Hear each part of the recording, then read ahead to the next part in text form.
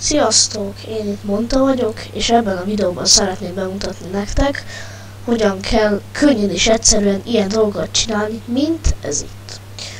Tök egyszerű amúgy. Megnyitjátok az internetet, beírjátok a keresőbe, hogy Nova Skin, igen, és rámentek itt, hogy Wallpers. Na igen. És itt vannak a ilyen,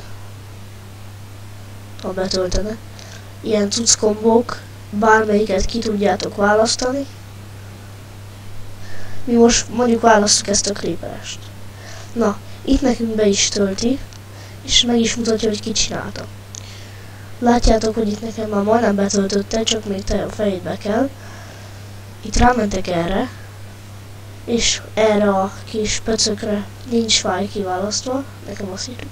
És itt a mappátokba meg ki tudjátok választani a saját skineteket, és be is rakta. Na, és én a legnagyobb felbontásra szoktam állítani, olyankor, igen, és itt ki lehet állítani, hogy képnek a, hogy mondjam, dolgát, hogy sötét, világos, mit tudom én milyen legyen. Nekünk legyen most ez a lomós. Pillanat múlva be is tölt. Igen, nem a legjobb vágom. Jó legyen ez a vintage. Jó, ez jó lesz nekünk. Nem tudom miért állítódott el, és mindegy, hogy JPM vagy PNG-képbe letöltjük.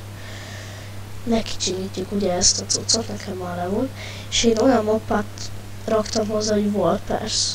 Na, nekem oda raktam be ezt a dolgot, és itt kész is van, itt is van. Egész pofás, nem? Na, Skype elérhető egy barátom is, jó. Oké. Na, és akkor megmutatom még milyen képeket csináltam, így nagyba. Csináltam egy ilyet. Egy ilyet is. Ez a csatorna képem is. Ezt is. Meg ezt most veletek. Ja, és még ez. És ez a videó ennyi lett volna. Ha tetszett a dolog, akkor iratkozzatok fel, lájkoljátok és osszátok meg. Köszönöm a figyelmet, szép napot mindenkinek, én Monta voltam. Sziasztok! Sziasztok! Hello! Hopszi!